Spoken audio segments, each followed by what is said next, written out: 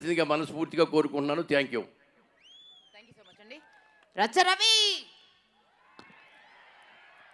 సమయం తక్కువ ఉన్నది కాబట్టి తక్కువనే మాట్లాడతా, ఏమనుకోదు. కానీ బుల్లెట్ షాట్లో చెప్తా, హరహర మహాదేవ్, హరహర మహాదేవ్, జై బాలయ్య, జై బాలయ్య, జై బాలయ్య. నేను బాలయ్య బాబుతో ట్రావెల్లో జరిగింది మాత్రం ఒక్క మాట చెప్తా అన్నా. దశరథ రాముని గురించి వాళ్ళ పిల్లలు వాళ్ళ తండ్రి చరిత్రనే కథగా గాథగా ప్రపంచానికి చెప్పిల్లట. అది నేను విన్నా. ఆ తారక రామునికి కొడుకుగా పుట్టి 24 గంటలు ఆ తండ్రిని గురువుగా దైవంగా భావించి ఆయన అడుగుజాడలో నడుస్తూ నటనను అందిపుచ్చుకొని ఒక నటుడిగా అదే రకంగా ప్రపంచానికి నేనేదన్నా చెయ్యాలి అని రాజకీయంలోకి వచ్చి 3 సార్లు ఎమ్మెల్యేగా నందమూరి తారక రాముడు అన్నం తినే ముందు అరే ప్రతి కడుపు నేను ఏదో రకంగా నింపాలని 2 రూపాయలకే కిలో బియ్యం అందించి నేను ఎవరు ఆకలిగా ఉండద్దు అని ఆ రోజు ఆయన నిర్ణయం తీసుకుంటే ఎంతో కాస్ట్లీ విలువైన వైద్యాన్ని బసవ తారకమ్మ పేరు మీద క్యాన్సర్ ఇన్స్టిట్యూషన్ పెట్టి అతి చౌకదారులకు ఎంతమందికి అందుతే అంతమందికి, ఎంతమందికి వీలైతే అంతమందికి సేవ చేద్దాం అని నువ్వు సేవ చేస్తున్నావు బాలన్నా. అందుకోసమే వాళ్ళందరి దీవెనతోటి మీ నట చరిత్ర అన్స్టాపబుల్. ఒక్కటే చెప్తా, బుల్లెట్ షాట్ ప్లీజ్. మా బాలన్న మరి చెప్పాలని ఉండదానే. ఒక్కటే అన్నా, ఇది అభిమానులు అన్న జగన్ లాంటి వాళ్ళు అందరు జగన్లే, అక్కడ అందరు జగన్లే. వాళ్ళందరి తరఫునన్నా నేను మీతో ప్రయాణమైనాక 2వ సినిమాలో నేను అనుభవించింది వాళ్ళ గుండెలకు పోయి చెప్తున్నా. అరే బాలన్న అభిమానం పొందాలంటే ఏ కులం వర్గం అవసరం లేదు, స్థాయి హోదా అసలు అవసరం లేదు. నిజాయితీగా ప్రేమ ఉంటే చాలు. అభిమానం చూపించి ఆశీర్వదించి రా అని ఫోటో ఇచ్చి పంపుతాడు మా బాలన్న. ఇది నేను చూసినన్నా. జై బాలయ్య. ఇక డైరెక్టర్ గురించి ఒకటే బుల్లెట్ షాట్. అవునా, బోయపాటి గారి సినిమా అంటే మీకు ఒకటే వివరిస్తా. ప్యాక్ ఆట ఆడతాం కదా, ప్యాక్ ఆట ఆడితే 3 ఎక్కలు పట్టి ఉంది ఆట. మరి బోయపాటి గారి సినిమా అంటే 3 ఎక్కలు ఉంటాయి. అమ్మతనం మనకు చూపిస్తూ అద్భుతాన్ని కనబరుస్తూ ఒక లైఫ్ గురించి చెప్తాడు. 3 ఎక్కలు ఉన్నాయి కాబట్టి అన్న ఒక లెజెండ్, ఒక సింహ, అఖండ ప్రపంచం, అఖండ 2 తాండవం. థియేటర్లు మొత్తం తాండవమే. జై Balayya. Thank you so much. అందుకోసమే మీరిద్దరు అన్న ఇప్పటిదాకా మీరు అందరూ అంటారు కదా ఇది సినిమా, ఇది అందరు చూడాలి. సనాతన ధర్మానికి 2 కొడుకులు పుడితే ఏం చేస్తారో గదే చేసిళ్ళు. అఖండ 2, అఖండ 1 తీసి చూపెట్టిళ్ళు. అక్కడ వాళ్ళ ధర్మానికి పుట్టిన కొడుకులు కాదా? అవునా? మరి అంతే. జై Balayya. Thank you so much. అయిపోయింది. ఇంకో బుల్లెట్ బుల్లెట్లది ఏం లేదు. ఇది సిగ్నేచర్. ఇది బాలయ్య సిగ్నేచర్. అన్కండిషనల్ అని గూగుల్లో కొట్టాను తమ్మి. అన్కండిషనల్ లవ్ అని గూగుల్లో కొడితే బాలయ్య అత్తాండు. Unconditional love NBK Balayya. జై Balayya. Thank you, love you. ఇక నాది అయిపోయింది, మీరు ఏమైనా చేసుకోండి. తీసుకెళ్ళి మురళీమోహన్ సార్ నమస్తే అన్న. ఎవరికి నమస్తే పెట్టి వీళ్ళు మైక్ ఇచ్చేటప్పుడే చెప్తాను. నిన్ను లోపటేమో రాసుకుంటా. ఇంకొక బుల్లెట్ వద్దు మాకు ఇప్పుడు. Thank you so much.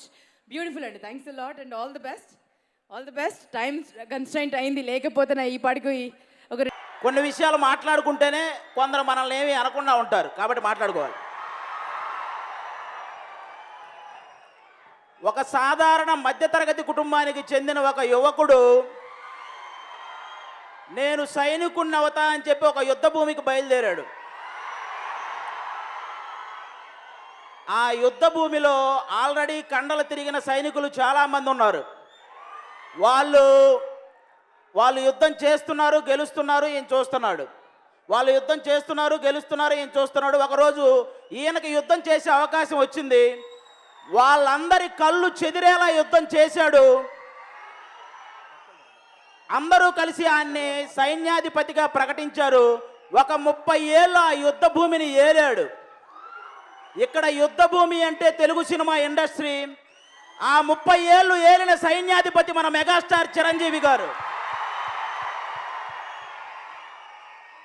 అన్నయ్య ఇంతమంది సినీ సైనికుల్ని తయారు చేసి ఇంద్రసేన అని అయితే, అక్కడ తమ్ముడేమో జన సైనికుల్ని తయారు చేసి జనసేన అని అయ్యాడు.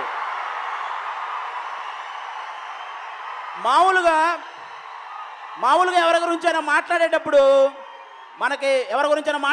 మనం మాట్లాడితే వినే వాళ్ళకి గూస్ బంప్స్ వస్తాయి. కానీ మాట్లాడేవాడికి కూడా గూస్ బంప్స్ వస్తున్నాయి అంటే వాడు మాట్లాడేది ఖచ్చితంగా మెగాస్టార్ చిరంజీవి గారి గురించే. బేసిక్గా హీరోలకు ఫ్యాన్స్ ఉంటారు, కానీ ఆయనకి హీరోలే ఫ్యాన్స్గా ఉంటారు. ఆస్తులు సంపాదించడం కన్నా అభిమానాన్ని సంపాదించడమే ప్రథమ లక్ష్యంగా పెట్టుకొని ఎదిగిన హీరో మెగాస్టార్. అటు పాత తరానికి ఇటు కొత్త తరానికి మధ్య వారధి. ఇన్ని కోట్ల మంది అభిమానులకు సారథి మన మెగాస్టార్. ప్రతి ఇంట్లో ఫ్యాన్ ఉంటుందో లేదో నేను చెప్పలేను, కానీ ప్రతి ఇంట్లో మెగాస్టార్ ఫ్యాన్ అయితే ఒకడు ఖచ్చితంగా ఉంటాడు. ఇది షూర్. నా దృష్టిలో మెగాస్టార్ చిరంజీవి గారు, సచిన్ టెండూల్కర్ గారు వీళ్ళిద్దరూ ఒకటే. సచిన్ టెండూల్కర్ని ఎవరైనా విమర్శిస్తే నోటితో సమాధానం చెప్పడు, బ్యాటుతో సమాధానం చెప్తాడు.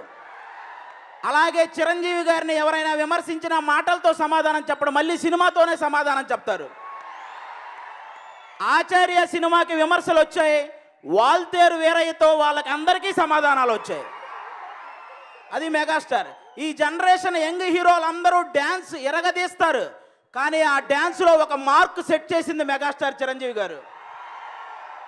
ఈ జనరేషన్ యంగ్ హీరోలు అందరూ ఫైట్స్ కుమ్మేస్తారు, ఆ ఫైట్స్లో మార్క్ సెట్ చేసింది మెగాస్టార్ చిరంజీవి గారు. ఈ జనరేషన్ హీరోలందరికీ రెమ్యునరేషన్ కూడా ఎక్కువ, కానీ అందులో కూడా ఒక మార్క్ సెట్ చేసింది మెగాస్టార్ చిరంజీవి గారు.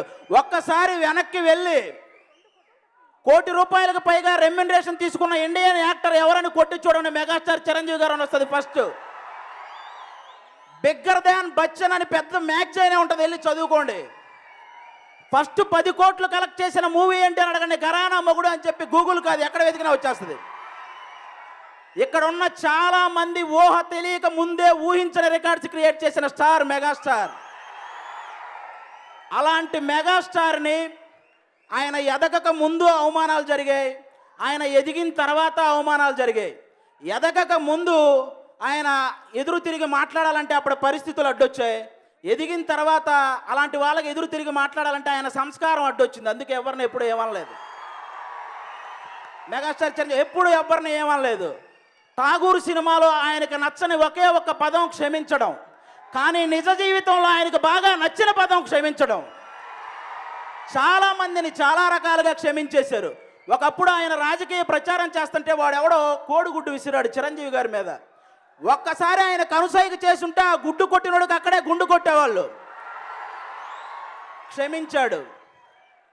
ఒకప్పుడు మినిస్టర్ హోదాలో ఉండి ఒక ఓటు హక్కును వినియోగించుకోవడానికి వెళ్తే అక్కడ ఆయన ఓటు ఉందా లేదా అని పరిశీలించడానికి లైన్ క్రాస్ చేస్తే ఒక ఎన్ఆర్ఐ ఈ లైన్ క్రాస్ చేసిన దాని గురించి లిమిట్స్ క్రాస్ చేసి మాట్లాడాడు. అతను చూసిన మనందరికీ కోపం వచ్చింది, కానీ చిరంజీవి గారికి కోపం రాలేదు, చాలా కూల్గా మాట్లాడాడు. లైన్ క్రాస్ చేసిన విషయం తెలుసుకోకుండా అతను మాట్లాడాడు. ఏమయ్యా, చిరంజీవి గారి సినిమా టికెట్ల కోసం లైన్ క్రాస్ చేయటం కాదు, తొక్కుకుంటూ నెట్టుకుంటూ వెళ్ళి మనం మరి టికెట్లు తీసుకుంటాం. చొక్కా చిరిగితే చిరంజీవి గారి సినిమా టికెట్ దొరికినట్టు, చిరగపోతే సినిమా టికెట్ దొరకనట్టు. అది మెగాస్టార్ రేంజ్. అలాంటి వ్యక్తుల్ని క్షమించారు. కొన్ని వేల మందికి ప్రవచనాలు చెప్పే ఒక వ్యక్తి కొన్ని కోట్ల మంది అభిమానించే మెగాస్టార్ చిరంజీవి గారి మీద అసహనం ప్రవర్తించారు ఆయన మాట, అరువు ప్రదర్శించారు ఆయన.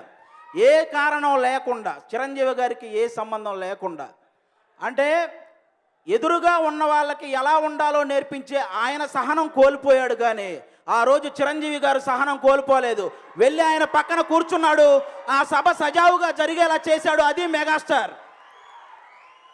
కొన్ని యూట్యూబ్ ఛానల్స్ ఉంటాయి, హీరో సుమన్ గారి విషయం, హీరో ఉదయకిరణ్ గారి విషయం, ఇలాంటి విషయాలని, ఇలాంటి సున్నితమైన విషయాల మీద తప్పుడు ప్రచారాలు చేస్తూ రాసే కొన్ని యూట్యూబ్ ఛానల్స్ ఉన్నాయి. అలాంటి వాటిని కూడా క్షమించాడు. అలా రాసే వాళ్ళకి చెప్తున్నాను, కష్టపడి సంపాదించుకోండి, అంతేగాని కష్టపడిన వాళ్ళ మీద పడి సంపాదించుకోకండి. వాళ్ళకి నేను యూట్యూబ్ వాళ్ళకి చెప్తున్నాను. ఈ టాలీవుడ్లోనే ఒక డైరెక్టర్ ఉన్నారు, ఆయన అనే స్థాయి నాకు లేదు, కానీ అలాగే మెగాస్టార్ని పవర్ స్టార్ని విమర్శించే స్థాయి ఆయనకి లేదు.